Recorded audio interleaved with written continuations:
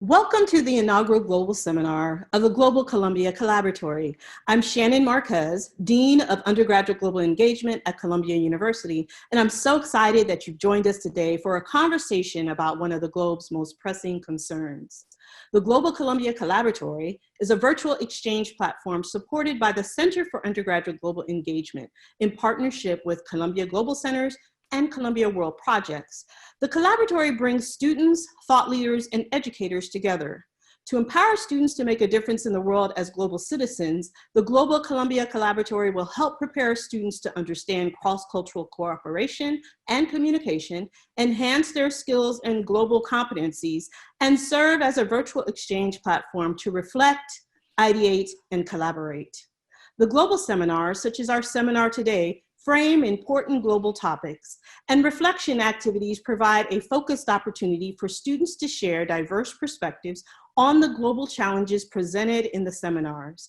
As learnings and perspectives are shared across the collaboratory, the ideation activities support the creative process of generating and communicating new ideas, and students are encouraged to collaborate to support the further development, actualization, and refinement of ideas into projects that have the potential to address the most urgent challenges of our time. Now, we are thrilled that the inaugural cohort of 60 collaboratory students who are from Columbia College, General Studies, and Columbia Engineering, and are participating in a 3-seminar pilot this summer, are joining us from 17 countries around the world. Some of our students have submitted questions in advance, and I encourage the global audience online with us today to submit questions for our panelists through the Q&A button at the bottom of the screen.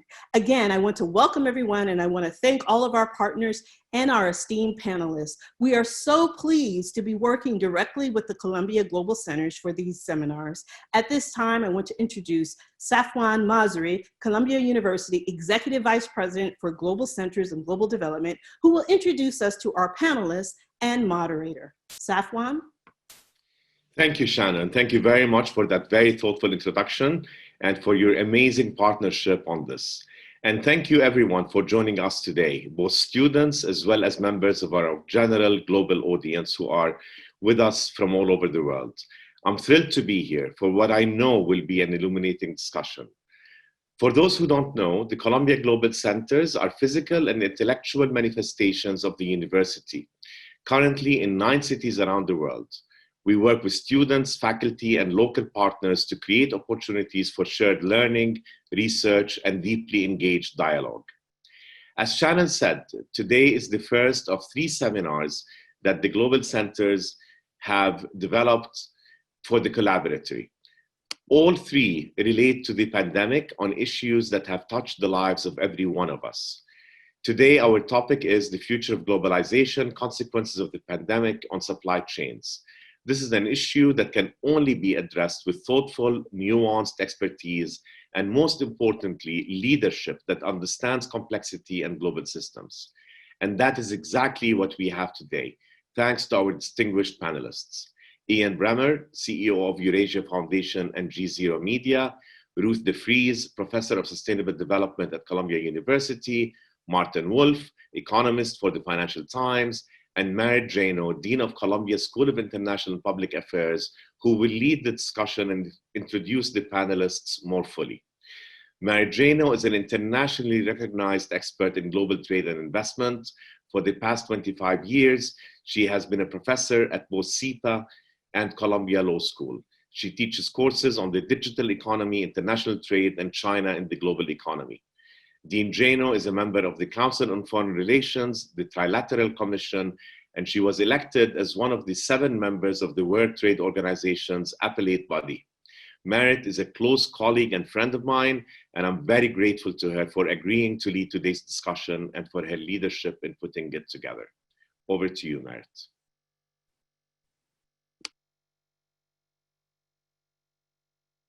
You need to unmute, Merit, sorry. Sorry about that.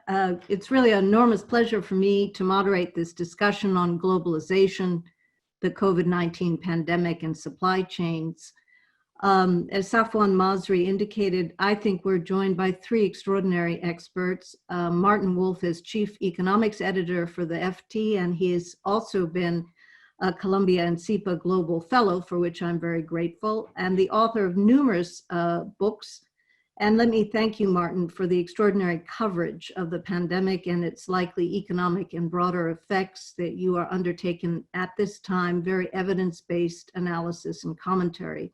And Ian Bremmer, a leading thinker and commentator and advisor to companies, governments, who's really created a premier advisory firm on political risk and expanding media enterprise as well, and our own adjunct professor and teaches a hugely successful course at SIPA. Thank you, Ian. And Dr. Ruth S DeFries, who's a Denning University professor, which is a very special thing at Columbia, of sustainable development, an extraordinary scholar, deeply engaged in the world, has written important essays and books, including The Big Ratchet, How Humanity Thrives in Face of Natural Crises. And I know a further book this year coming out on evolution. So thank you, Dr. DeFries. So let me just start with one or two observations. I think our discussion might usefully start with an assessment of globalization and where it's headed. And obviously we're in a period of a major shock brought on by the pandemic and now a deep global recession. And global trade has dropped significantly, but that's usually the case when economies slow. But this is also a period of growing nationalism and deep sources of geopolitical major power tension, especially between the United States and China. We've seen shocks in the past, and sometimes in the face of shocks or their aftermath, such as the Second World War, the US and the world can, turn towards greater openness and the creation of expanded international frameworks for cooperation. But the opposite is also true. We've seen countries turn inwards. And one of the frequent, I think, observations of this moment that we're in is to observe that we're seeing an acceleration of some trends. We're seeing an acceleration, for example, of digitization. And we're also seeing, I think, some acceleration of nationalism. And obviously the pandemic has created heightened concerns about vulnerabilities that come from globalization and the lack of control over supply chain. You've seen that recently in the US as we struggled to obtain adequate PPE equipment. We've seen other countries focus on food supply concerns. And in the US-China context, a lot of concern, not just in the pandemic, but including during this period around leading edge technology and manufacturing more broadly. But of course, very few countries come anywhere close to producing all that they need, whether they're goods or services or agriculture. And the global economy has been the foundation to global prosperity, problems notwithstanding. So I think no one is better than Martin Wolf to help us think about these challenges. Could you lead us off with some perspectives on how you see globalization today and how has the pandemic affected the future of globalization and supply chains as one instrument of that global integration network? So over to you, Martin. So first of all, it's a great pleasure and honor to be part of this group. I've been told I have 6 minutes to deal with this discussion, but fortunately you said some of the things that I might have said. I'm going to divide my remarks into three parts. I'm going to talk about what was going on before we were hit by this, because you touched on some of that, but I can add a little. Then I will talk about what I think the impact of the pandemic is. And then finally, I will do the most daring thing and talk about the future. So the background is, and I'm focusing on globalization. So after the global financial crisis of, let's say, 2007 to 9, just give a number, the relationship in world trade and world economic output changed fundamentally. And in particularly, world trade slowed sharply relative to world output, which also slowed. So world trade has been growing much more slowly since the financial crisis than before. And in that context, among other things, it's pretty clear that supply chain unbundling across borders slowed very considerably, and in fact has continued to do so. So the great episode of globalization from, say, let's say 1980 really ended with the financial crisis. In the more recent past, the last 4 years, we've also seen the emergence in that context of a trade war between the US and many of its trading partners, but above all China, and a generalized assault, again, principally coming from the US, but nobody was much on the other side, on the idea of a multilateral system in which, of course, a system of rules, culminating with essentially the closure of the appellate body of the WTO. So globalization was very sick to start with. Second, the pandemic. This is a massive economic shock. Nobody knows how long it will last, but in terms of depth and speed, this is clearly the biggest economic slump in peacetime since the Great Depression, and quite probably the biggest slump on record. Since the mid-19th century. It's above all, it's affecting more countries than ever before. In the context of this immense economic shock, with, as you said, huge falls in output and trade, a particular feature, of course, was the shortage of medical equipment, and to a lesser degree, concerns also about food. Those were the most obvious things.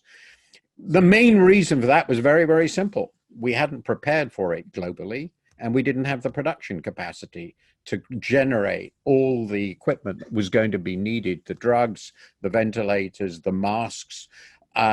We didn't have the production capacity, we didn't have the stocks. We didn't have it in aggregate anywhere. In that situation of generalized shortage and panic, export restrictions were imposed by many of the countries that could produce it. This, of course, created panic, real panic, and huge problems in countries that wanted to import relevant equipment across the range, and of course often disrupted supply chains, making it very, very difficult for countries that wanted to increase capacity to actually do so if they relied to any significant degree on imported components or imported materials. So it was highly disruptive. One example of this is that 80 countries actually eliminated import barriers on medical equipment, but the export controls of supplying countries meant that this was essentially an irrelevant decision on their part. So essentially, the trade policy, export restrictions are permitted, but it was very disruptive, no doubt. By now, a lot of the supply shortages have been eliminated and the supply position looks much better.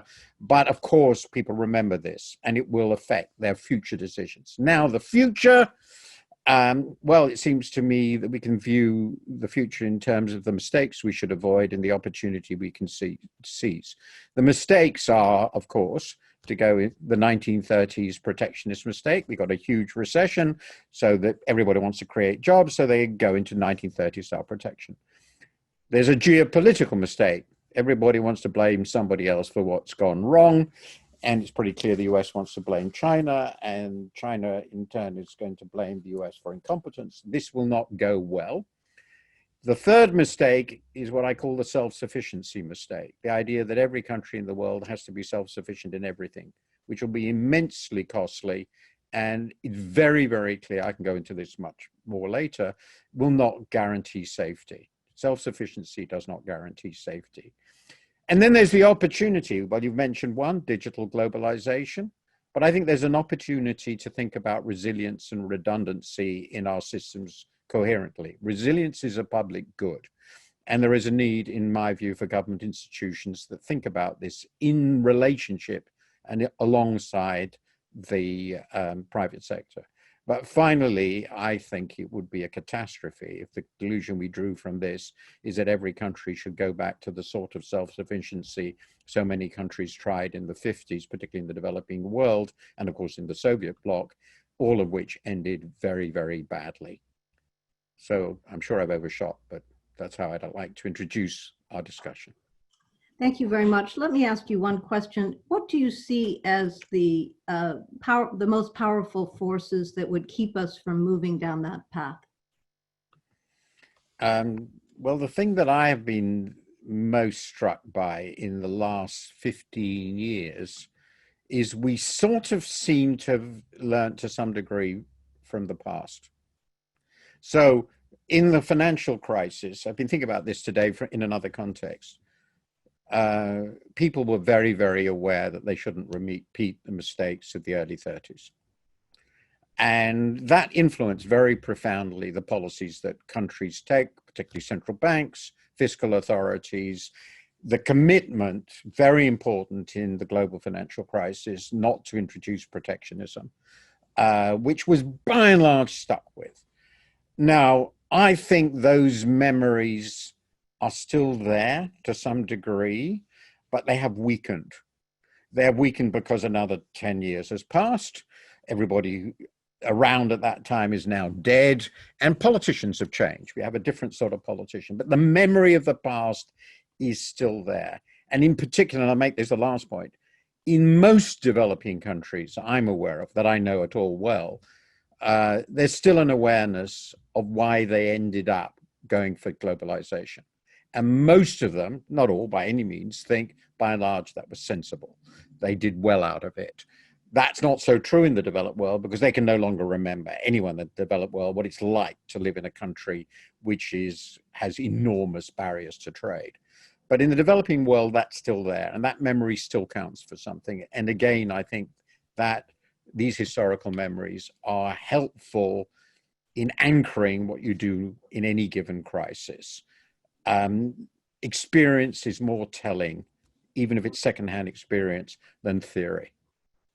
Thank you very much. It's enormously helpful framing. And also, I think, a wonderful segue into perhaps talking a little bit more about US and China, because we've been seeing, of course, the introduction of tariffs and retaliatory tariffs. And I think there's been some learning about that, about the effects of those tariffs and where they are felt. But I'd like to invite Ian Bremmer, who's been a fantastically keen observer of world politics and political economy, and has spending a lot of time and attention on the US-China relationship. You know, some scholars are observing now, for example, that the rivalry between the US and China at this moment has some uncanny resemblance to tensions we've seen in history between Germany and Great Britain around economic globalization and technological innovation and sort of a state that is protected economies versus open economies. How do you see this broader globalization environment being affected by the US-China relationship? Thanks very much, Merritt. And I agree very much with Martin. I think this is going to get a lot worse before it gets better. The IMF is going to come up with their update this week, their global economic outlook. They're going to downgrade significantly their expectations for both this year and for next year. You know, I think people have been playing catch up with how bad the politics and the political response has been domestically and internationally around the world in most cases to this pandemic. How geopolitically dysfunctional institutions have a hard time responding to a crisis of this scale, both on the healthcare side and the economic side, and the insecurity that comes with many political leaders as a consequence trying to balance their own domestic interests, their own political interests with a more effective response is quite disappointing in a lot of places. I'm also very excited to find out what Martin is keeping behind that red curtain. I assume he's going to reveal that at some point before the end of the panel. To answer the US-China question broadly, I mean, Merritt, when you started off, you talked about how nationalism and populism is growing around the world. So first, a positive thing that the one place that nationalism and populism is not growing right now is on the European continent.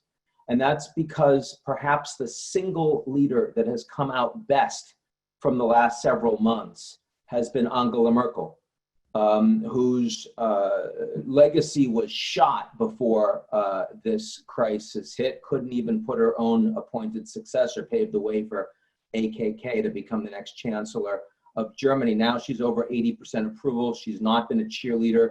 She's had a fantastic both healthcare and economic response inside Germany, and also been able to take a leadership role across Europe as a whole, including real relief for the poorer, mostly Southern European states. And that has taken some of the wind out of the populist national sails across a lot of these countries. So that's some good news. But then there's some bad news, which is that that's not happening at all in the United States or China, who have in different ways mishandled this crisis significantly.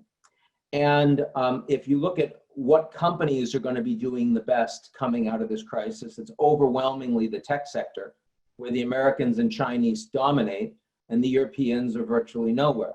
And that's a problem, right? So on the one hand, you have Europe wanting to use its institutions to be more accountable, more responsible, take this crisis, use it as an opportunity not to break down, but actually build up. But the United States and China in very different position. And, you know, a lot of people in the United States are playing politics with Xi Jinping looking so strong out of this because, of course, their economy is not contracting this year. It's probably flat. Their supply chain back up and running quickly because of the ability to use a technologically empowered surveillance state to impose quarantine and mass scale testing. But this is the worst year that Xi Jinping has had since he's become president. And it's the worst year Trump has had since he's become president. And Trump is facing re-election, which is not going easily right now. And Xi Jinping is trying to get rid of term limits in 2022, allowing him to functionally be president for life. And there are a lot of senior Chinese leaders that are privately saying, not so sure that Xi should have a slam dunk for that. And I think that, look, there's not been any trust between the Americans and the Chinese for a very long time now. That's not new under Trump. That was true under Obama. But on top of that, you're now seeing politics of decoupling between those two countries, the two most important economies, most importantly on the technology side with competing systems that are fighting in a zero-sum way against each other. The cloud, Huawei on 5G, and big data and deep learning coming in two different systems, but also increasingly a lot of American corporations saying, we don't want the same manufacturing footprint for our companies that we've had historically in China. Peter Navarro, others saying that part of the bailout American companies should receive should be to ensure that jobs and capital comes to the United States, and the definition of strategic sectors in the US becoming more broad to include big pharma, to include PPE around medical supply chain, and going forward to include the vaccine as they are developed. All of this is going to intensify the conflict that we see between the United States and China. That's on top of an insecure Trump looking to lead investigations and blame the Chinese for the initial cover-up of this virus. That's on top of Xi Jinping engaging in the new national security law on Hong Kong, which also comes from a place of domestic political insecurity, pushing that right now, which is clearly going to lead to backlash, not only in Hong Kong, but more broadly internationally. We'll see in other places as well.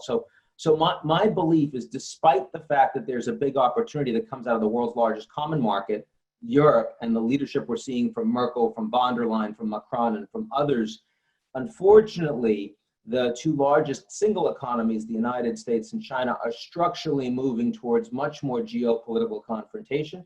I suspect we would even see that if Biden becomes president come January, but certainly the next few months are going to be particularly volatile and dangerous. And at a time, as Martin says, of the worst economic crisis of our lifetimes, you really don't want to see that kind of geopolitical backdrop.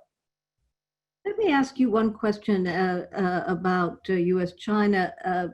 When the business community, I think, was quite positive initially about the Phase 1 trade agreement when it was struck, I think in part because it reflected a certain cessation of tensions and a more structured way of dealing with issues, although I think there was always a certain uncertainty about whether the targets in there were realistic. But how business thinks will also affect, I think, the atmosphere around U.S.-China relations. And I'm just wondering if you have a comment about whether the shift in supply chains that's being encouraged by policy, whether it's in the US or Japan, which has just incentivized, I think, a Japanese business to also think about moving elsewhere in the region. So what is your sense about business attitudes? Well, it's a good question. I mean, business attitudes, as Martin said, don't want to see a repeat of the kinds of protectionist policies that led us into Great Depression. So they'd like to see the Phase 1 deal stay in place, but they're not lobbying for improved China relations the way they had been 3, 5, 10 years ago. So many American CEOs I talk to are saying that they don't think they have sustainable business plans for China in the next 5 years. It's the absence of rule of law. It's the inability to have a functional judicial response. It's the amount of IP that's being ripped off. It's the cyber problems. It's the strength of Chinese competition. I mean, Hollywood 5 years ago thought their future of the world was China. They don't think that anymore. And then, they're not making the same money at the box in terms of percentages. They're being stopped on many weekends from opening movies. There's a lot of post-production censorship and necessary changes. You look at Blizzard Activision, you look at the NBA, you look at big, Facebook that was trying to lobby for, we think we can make it into China eventually. And now Mark Zuckerberg is saying, no, you've got to hit the Chinese harder. It's not every company, don't get me wrong.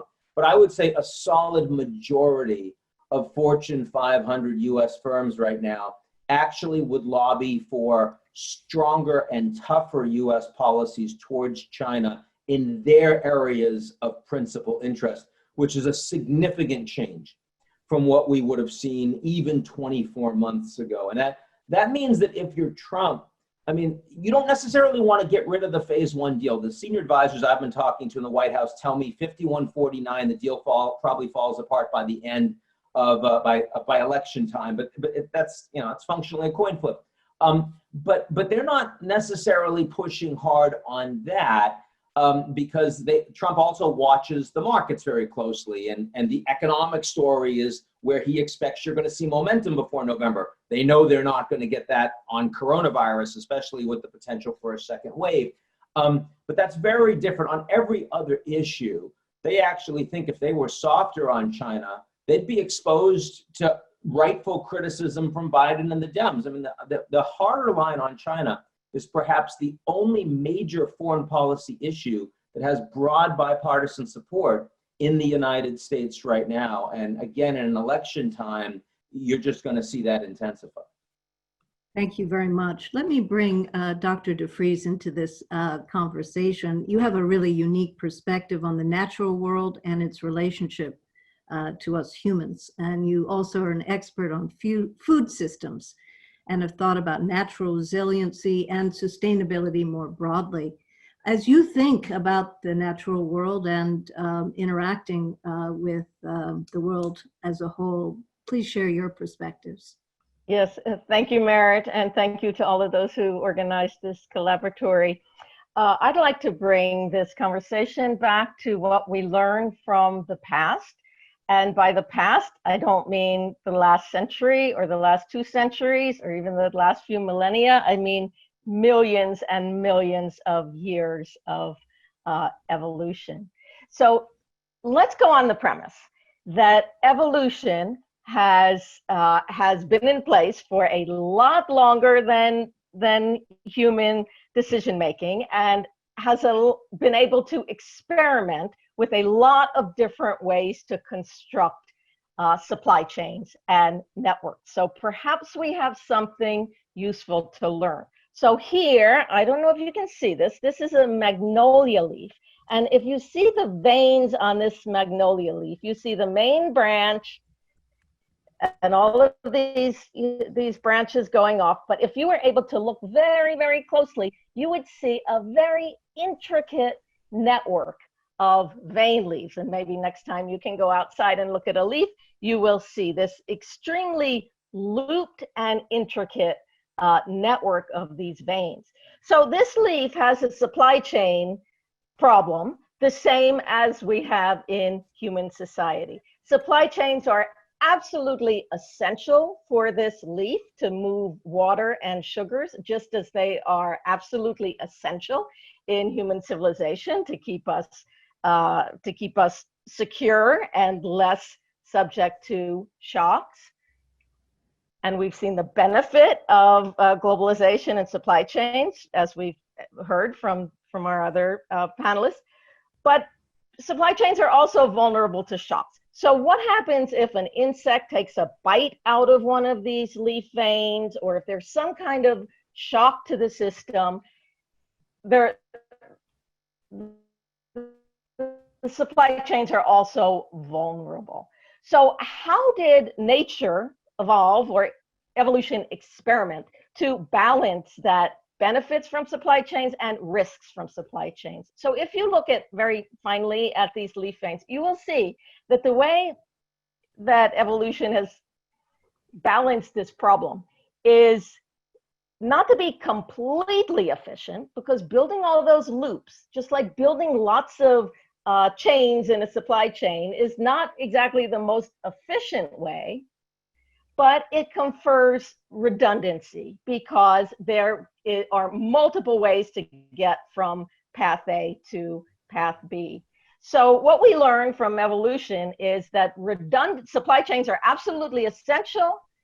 Networks to carry goods, essential. But also networks can be constructed to build more redundancy into the system. And if there's shocks in one part of the system, trade barriers or some kind of shock, then there are other options to go around. So that's what we learned from this magnolia leaf. And it's been so fascinating to watch the conversation along those very same lines, although not referring to leaf veins, but the importance of redundancies in supply chains, in businesses, and our ability to get PPE, and the danger of relying on sole sources. And where we have seen problems in the supply chains, it's been where there has not been redundancy, where there's been single source or few source suppliers. So the message I want to leave with you from this sort of left field, bringing in the learnings from leaf veins, is that globalization and supply chains, it's not an either or. It's not either full out efficient globalization or self-sufficiency. That evolution has devised a way to balance, get the benefits from you could say globalized supply chains, but also manage the risks through redundancies and multiple options. That would mean countries relying on not just one source for its food and its most essential supplies, and companies thinking about redundancy in their supply chain in case there's a problem in one part. So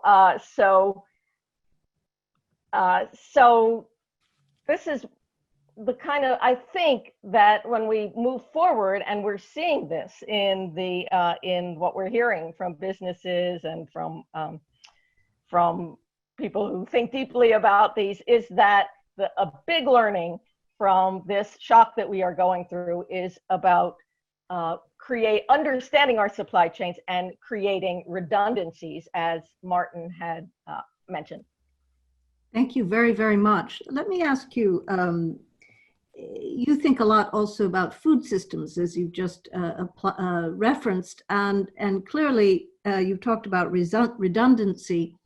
But let me just invite you to speak for a moment further, if you would, about resiliency as well as sustainability. I mean, so as you think about creating food systems, you know, for the world that needs to be fed, and you think about these elements, what's coming to you from this period?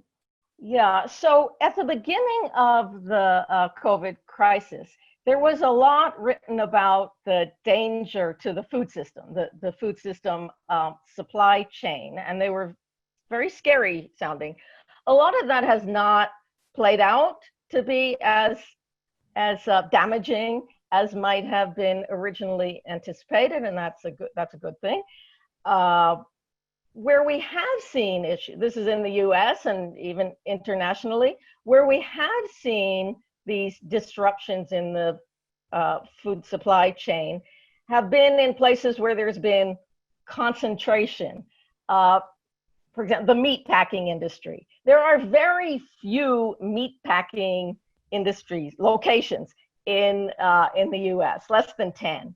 So because that's so highly concentrated, that's been one place that has been vulnerable. We've seen vulnerability in food banks, getting enough food, because the supply chain that feeds the retail sector is different than the supply chain that feeds the service sector, and the service sector supply chain, as we've seen all the dumping milk, has been disrupted, so that food banks, which normally receive from the retail sector, haven't been getting as much. So that's another place where we've seen these sort of non-redundancies in supply chains, is where we've seen disruption in the food system. So I agree that with what has already been said, with keeping the barriers low, the export and import restrictions really crucial to the international food supply chain, particularly for those low income food importing countries, which depend so heavily on imports. There might be a conversation to be had about whether they should be so dependent, and whether there is some benefit to getting some more redundancy into their supply chain, so we don't see food price spikes like we saw in 2008 and 2011. So the disruptions to the food supply have been, I think, where we've seen those concentrated, non-redundant food supply chains. Okay, thank you very much. Well, I think I'd like to turn to some of the questions that I've gotten from the collaboratory participants all over the world. Thank you for those. And I think one cluster of questions is indeed focused directly on the question of supply chains. Mariaki Keller from Switzerland, and Yuan Zhao from Shanghai, and Jingmoon Moon from Canada, ask a cluster of questions around that essentially go to how are strong supply chains built, and what actually causes them to break. And if we are worried about a breakdown, you know, is there some way to forecast what might cause them to break? And is there potential to make them more environmentally and economically sustainable as we think about a world that's going through a restructuring of global trade? So those are a few ideas around supply chains. Let me invite Martin, if you would, to speak to any one of those you'd like. Well, this is a very big and complicated subject. Obviously, supply chains have basically been created in the era of globalization, which I tend to think of as sort of 1980 to perhaps 78 is the best start, Deng Xiaoping's reform, to 2007. After that, things already changed a lot. It's a different era. But in that period, there was a strong belief in that trade was going to grow, and there were colossal opportunities in, for the first time technologically, it was possible to unbundle very complicated supply chains across borders. We had the technology to do this in terms of communications and transport. Couldn't really operate integrated supply chains in this way before that. It was impossible in the 19th century, for example, very different pattern of trade. And we had the emergence of suppliers in China, above all, who could produce a wide range of products to specifications absolutely reliably and very, very cheaply. And this, of course, transformed world trade, and it also transformed China and economic systems. It's very clear to me, it brought a lot of benefits to both sides. But I think now, thinking about how this might end, as Ian has described very, very well, there's a complete breakdown in trust between the two sides. This sort of integration requires a very high level of mutual confidence among politicians, obviously, the people about them, but also business. Let's suppose you have structured your business about an operation designed like that. So there are people producing stuff for you in China, and Taiwan is actually a very important part of this too, and so is Japan. And without them, you just can't operate. I think that Apple is probably in exactly the situation. And then you realize, well, actually your government is in a Cold War anyway with these people. Well, then obviously you start thinking about restructuring the whole thing. In this context, I tend to think of, except in one or two very specific areas, we've talked medicine, pharmaceuticals, food is, I think, a different story. I don't think that the pandemic is crucial because it's breaking relationships further and making people more nervous about supply chains. But I think that sort of integration is no longer possible. Now, there are two possible, and they said last point, there's so many to say. There are two possible reactions from the private sector come business here. One is, to follow what Ruth said, okay, it can't all be in China. We'll have it in lots of countries. We'll have it in Vietnam. We'll have it in Mexico. Has advantages, nice and close by. Already lots of this being done with Mexico. And the way we diversify, we just shouldn't rely on one overwhelmingly dominant supplier, China.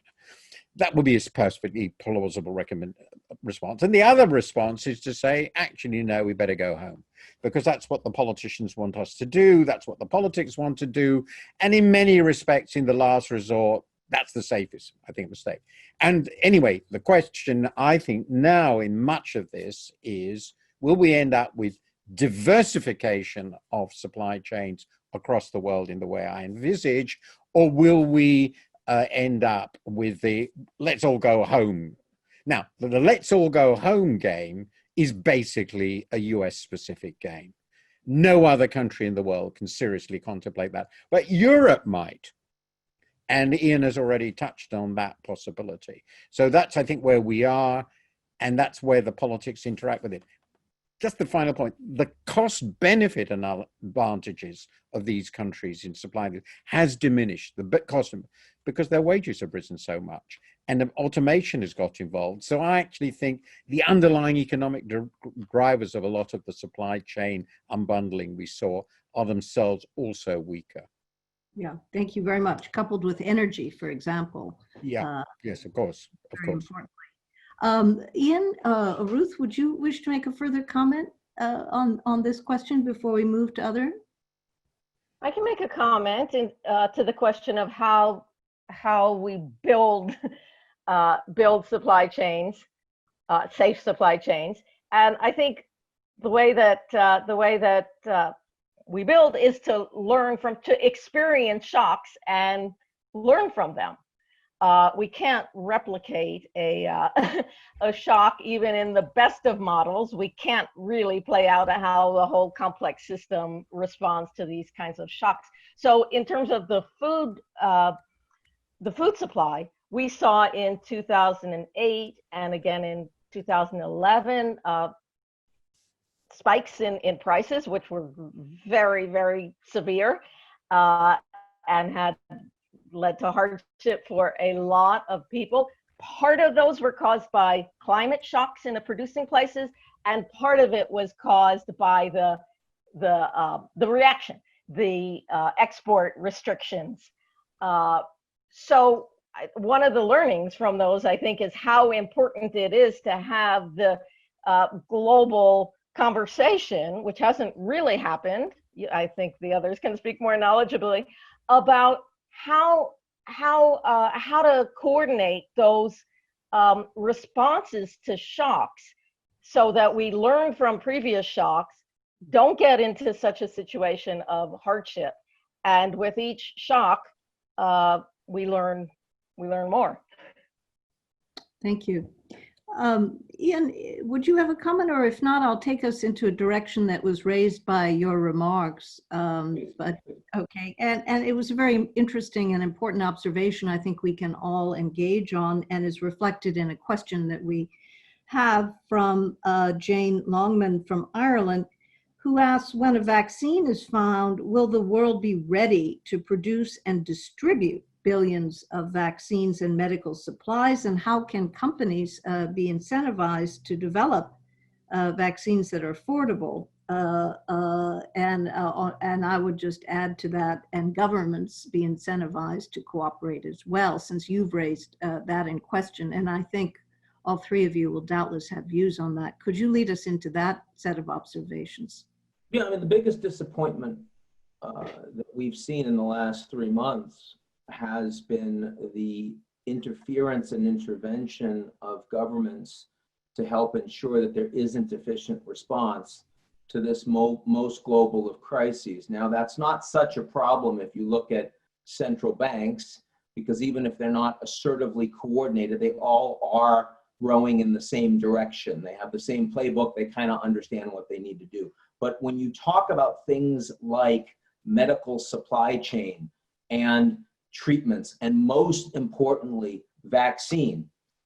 For example, President Trump has said that the United States is leaving the World Health Organization, literally in the middle of a pandemic. It would be hard to come up with a more inane policy suggestion than that.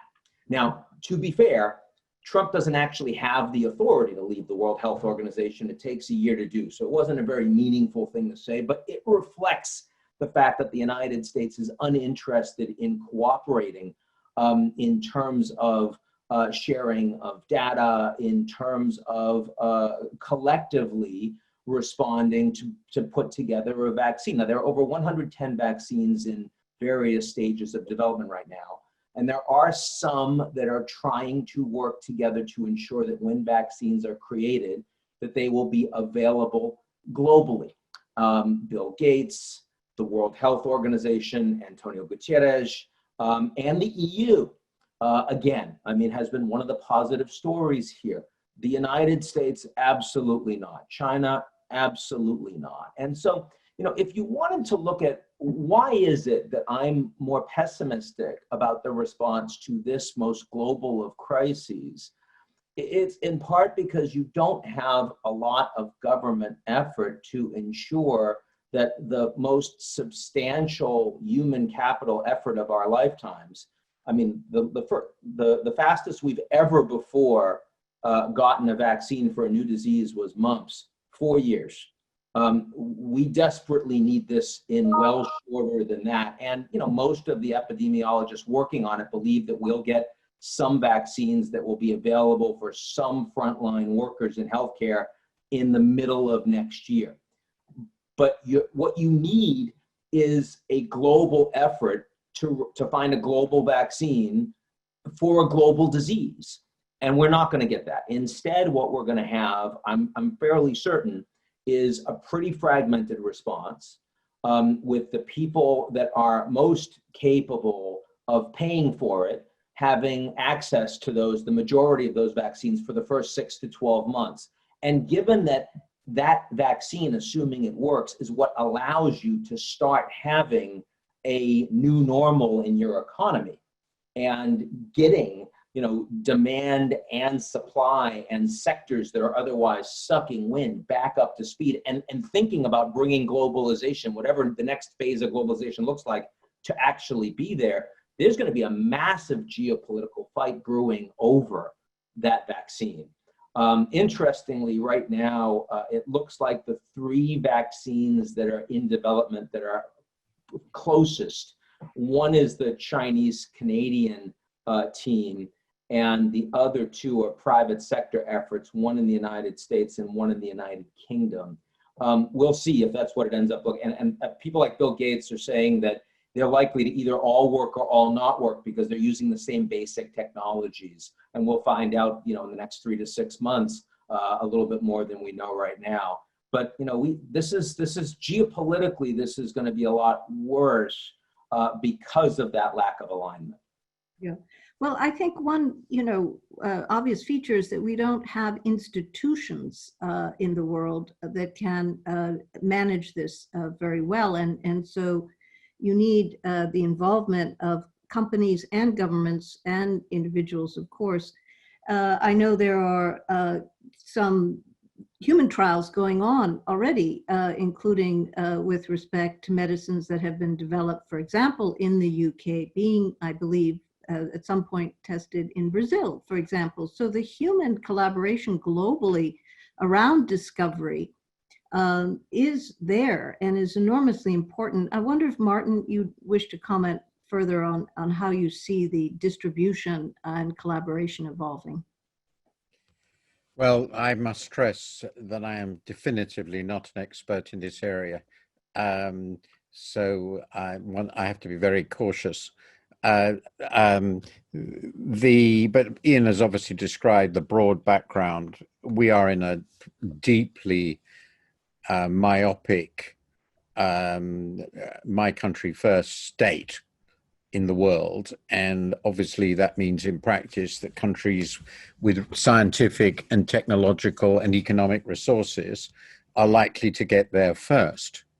And they're likely to keep it for themselves first. This is quite obvious. You've got a Chinese, British, and an American effort, which is more or less what you would probably have predicted. There are but 1 or 2 that might have also been in it. So that's the first point. And none of these countries are led by people who are necessarily going to think globally.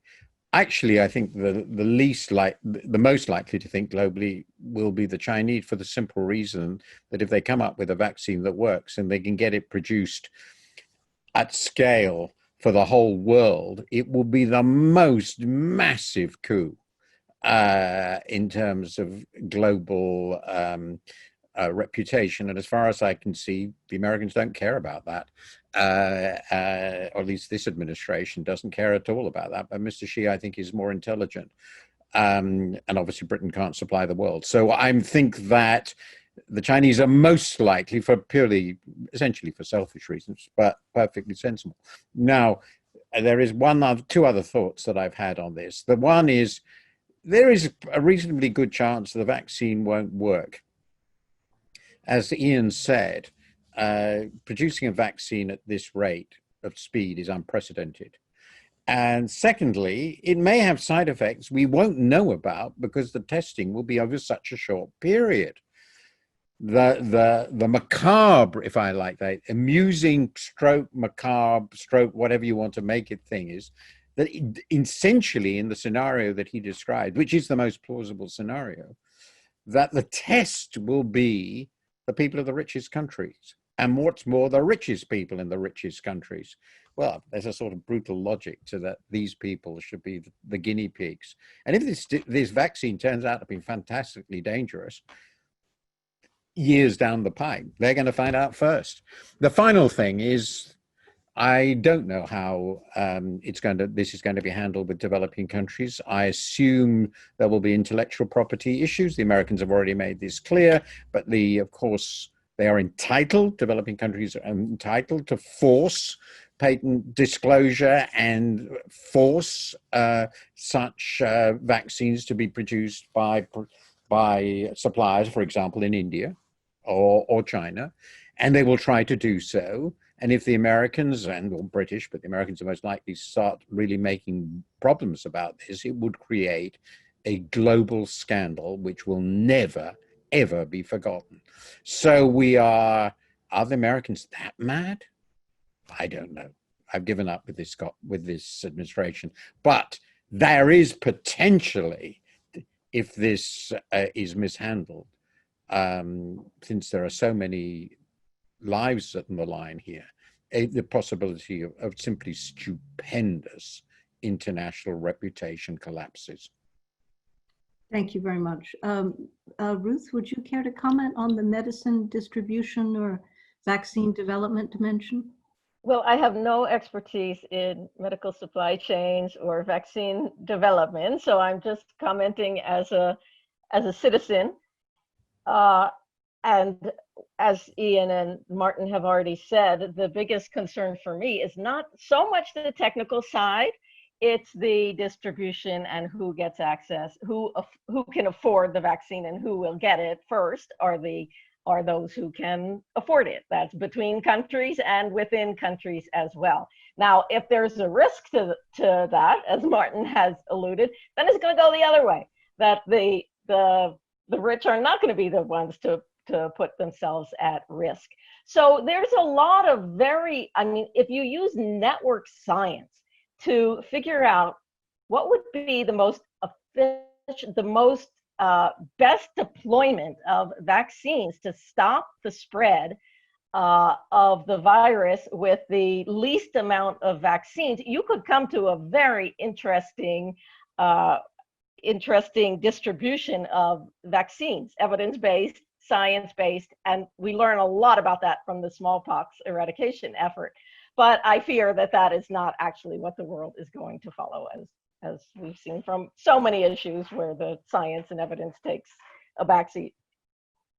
Well, thank you. Let me just inject a small note of optimism into this conversation, because I do think we are seeing an extraordinary period of scientific discovery going on at this moment, and innovation and collaborations unprecedented.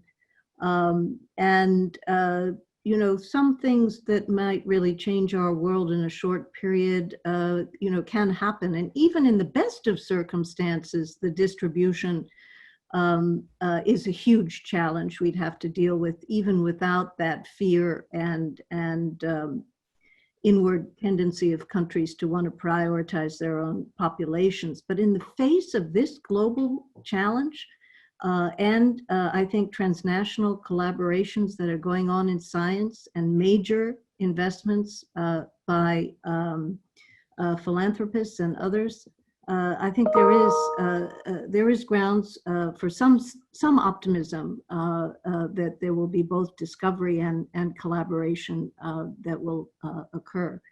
But let me now turn. We have gotten many questions, and with some assistance, I have them grouped in many fantastic areas. But first, let me thank our collaboratory participants for sending excellent questions our way. And I'm going to just choose a couple in our remaining moments, jumping around a little bit, perhaps on areas we haven't quite talked about in our conversation. And one of the clusters of questions really have to do about the impact of this crisis that we're in on developing countries. All of you have alluded to that, but you know, how is this supply chain crisis? What does it mean for Africa? Or as you think about the problems that Brazil is experiencing, is that going to have spillover effects to the rest of Latin America? These are some of the questions we're getting about developing countries, and I'd like to invite anyone who would like to start that conversation to so indicate. Well, I'll start that conversation from the work that I do in India. So I'm deeply embedded there, and the major issue that has come to the fore is when India had the most severe lockdown strategy, and when that lockdown was put into place, what it did was the migrants, people who had gone from villages to work in the cities, they lost their livelihoods in the matter of hours, and there was the lockdown, so they couldn't get back to their villages. And this is a ongoing major crisis for people, and there are just heartbreaking, horrendous stories about people walking hundreds and hundreds of kilometers, carrying their children to get back to their villages. So that is an example of thinking about the whole system of what happens when the lockdown goes into place, the economic hardship, and particularly the populations that are affected. We see that here in the US too with the essential workers. So, building that in from the beginning, I'm not trying to second guess or say anyone made bad decisions, but some forethought about those populations which are most vulnerable and how to accommodate what is really an enormous economic and livelihood hardship with the lockdown, how that could have been considered by helping them get back home, or dealing with that population, could have avoided an enormous hardship. I'll take this for a couple of minutes. I mean, first of all, one thing that's rewarding to see is that there are some poor countries out there that have done a fantastic job responding. So it's not as if it's just about Merkel and Ardern in New Zealand. Vietnam, for example, with great contact tracing and quarantines early. They had a lot of experience with MERS, with SARS. They put that into place, and as a consequence, they were able to bend the curve down, and their economic outlook this year is a hell of a lot stronger than it would have been otherwise. Argentina, which came into this in the worst possible environment, and yet you have President Fernandez bringing together the entire government in a non-cheerleading kind of way, saying, here's what we need to do, leading with science, putting the scientists out in front, putting the health ministers out in front, and as a consequence, his approval ratings have gone up, and Argentina's handled this better than they might have otherwise. Greece, this is a country that has had some of they've gone through a Great Depression themselves over the last decade, and yet again, very effective early stage response in lockdown and in getting the entire government rowing in the same direction. It's places where you're not politicizing. And here in the United States, we're even politicizing the wearing of masks. It's the only advanced industrial economy in the world where a question of mask wearing is being made into a patriotic one. It's insanity, right? And that's not happening in other advanced industrial democracies. But when you look at the rest of the developing world, there have also been some really big problems with really bad governance, like Brazil and Bolsonaro in particular, and Pakistan and Imran Khan in particular. And in those countries where you already don't have the money to afford long-term lockdowns, where people are living closer to subsistence already, and where you couldn't do social distancing if you wanted to, because so many people live in slums and favelas where there's gonna be all sorts of transmission. The healthcare system isn't close to adequate, and they don't have anywhere near the testing that we have in the United States or in Europe or in South Korea. All of that implies that the outbreaks that you will see as the epicenter of the virus shifts into the developing world, in those places where governance is bad, is going to be a lot worse than what we've experienced in the United States and Europe. And that's going to be compounded by the fact that we're not going to have good data around it. In the United States and Europe, at the very least, you've got a lot of localities. You can actually get good, transparent data around, do you have surge capacity for ICU beds? You're not going to have that locally in Brazil or in Pakistan. And so not only will they have the economic impact of the known virus, but they'll also have the economic and political impact from people saying, we don't trust any of this, and we're not prepared to reopen. We're not prepared to engage. It's a very serious problem that I think you're going to see playing out through 2021 at the minimum. Thank you. May I invite Martin Wolf?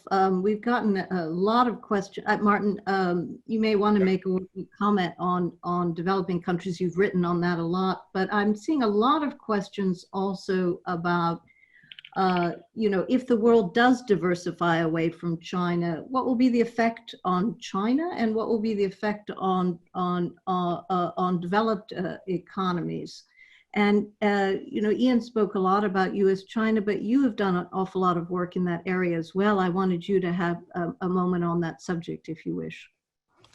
So let me just comment very briefly on both. So I agree with everything that's been said on developing countries, and operating lockdowns have, for reasons Ian's mentioned, almost impossible. And I found, I have written about this, I found what the Indian government has done incomprehensible. I mean, literally incomprehensible on many dimensions. It didn't work. But I would stress the other aspect of it, because the others haven't, which is that this is a gigantic external economic shock for developing countries. It's a health shock, of course, but many developing countries are commodity exporters, and we've had a dramatic commodity price fall. Many developing countries are very dependent on tourism. Well, that isn't doing too well. Many developing countries are very dependent on remittances from migrants. Well, that, in many cases, the people who are earning those incomes are no longer earning those incomes. And of course, the lockdowns, both actual and spontaneous, have, just what citizens are doing, have damaged their economies, and they are really sort of on the edge. And then there's finally been a lot of problems with capital flows, so that's somewhat improved. But for low-income countries, also debt service problems.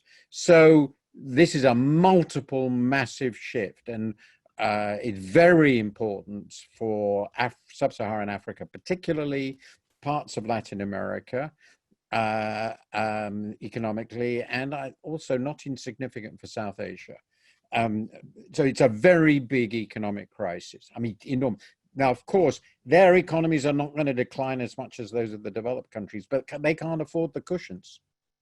There won't be the cushions. A lot of people will be in terrible shape. There are estimates of enormous increases in the absolute number of absolutely poor people. Now, on China, China was diversifying away from being a highly export-oriented economy. Its export ratio has been falling dramatically since 2008. Whole host of reasons, quite naturally. It has imported a lot of its own supply chain, so that has filled out its own economy, which has become significantly more self-sufficient. There are a lot of things it does that nobody else will be able to replicate very quickly.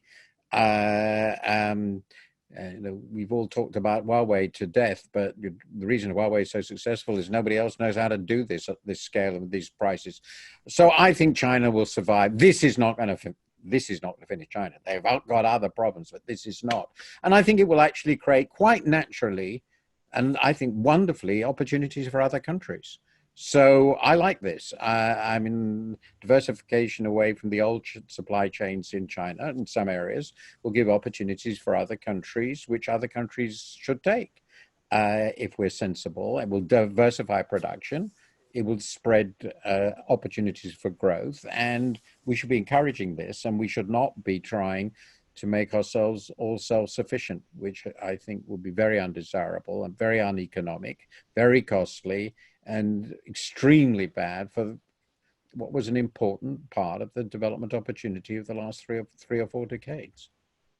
Well, I think we're unfortunately close to the very, very end of our time together. It's been an extraordinary conversation, and I'm very grateful not only for the students, but also for our global audience for their very interesting, important questions.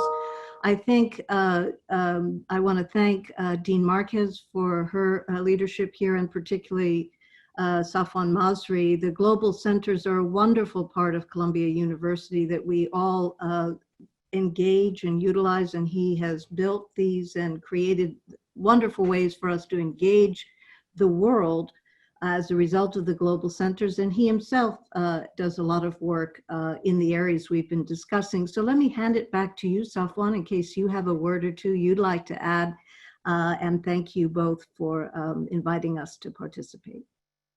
Thank you, Mary. Thank you very, very much. I mean, this has really been a phenomenally enlightening and educational webinar. I don't want it to end, and I'm sure that the more than 600 people who have joined us today don't want it to end. Thank you to the audience also for the great questions. I'm particularly heartened that we have such engaged students whom I know have benefited tremendously from this webinar. You know, it's always a question with these kinds of things that you get so many areas that you want to address, and then you have a very engaged audience of students and otherwise with terrific questions. So, you know, sorry that we couldn't get to all of them. You know, I do want to go back to just one thing, if I may, when Ian spoke about the developing countries, and Ruth and Martin also commented on that. There are, I think, incredibly inspirational sort of stories that come from some part of the developing world. And I feel compelled to say, you know, I'm in Jordan right now, and I'm actually in Aqaba, where I literally can, you know, look over to Israel, Egypt, and Saudi Arabia, you know, three countries. Israel was doing well, and then things started slipping, and Saudi Arabia and Egypt, to the extent that we have reliability in the data, are really looking very, very bad. Jordan has done incredibly well, and I think it goes back to something that Ian, you said, which is governance and trust. And when you have those, things can go very well. Jordan went into very severe lockdown very early on, and as of today, it has had just over 1,000 confirmed cases in total, with only 9 deaths. But in any case, you know, I do want to thank you again. I want to thank you, Ruth. I want to thank you, Ian. I want to thank you, Martin, and I really merit, you know, for your leadership in this conversation and behind the scenes for this incredible opportunity. I want to thank Shannon. You're a great partner, and together we made this happen. But we worked very closely also with my close colleague, Tom Trebat, who joined us from Rio de Janeiro, where he leads the Columbia Global Centers. Tom, thank you for everything that you've done to make this work as well as it has, and working behind the scenes also, looking at the questions and helping organize things. I do hope that everybody will join us on July 6th for the second in the series of webinars that will focus on human interaction and the impact of the pandemic on how we as human beings interact with one another within societies, how societies interact with one another, issues of mental health and technology and its role in impacting human interaction. So with that, I just want to thank you and turn it over to Shannon to say a couple of closing words. Thank you. Shannon? Thank you, Safwan. Well, we've had a robust discussion, the exuberance of this moment is really overwhelming because I can't believe it all came together. We talked about one of the most pressing concerns of our time right now. And as I mentioned earlier, this is the first of a series of global seminars that help frame global themes for the Global Columbia Collaboratory, a virtual exchange platform that's being piloted this summer that brings Columbia undergraduate students, thought leaders, and educators from around the globe together to reflect, ideate, and collaborate to make an impact. And so we're looking forward to an exciting lineup for the remaining seminars this summer. Thanks again to Ian, Merritt, Ruth, and Martin for helping us kick off this amazing new initiative. And special thanks to Safwan and the team at the Columbia Global Centers, Columbia World Projects, Columbia College, and the Center for Undergraduate Global Engagement. And of course, we want to especially thank all of the amazing students, partners, and participants from around the world.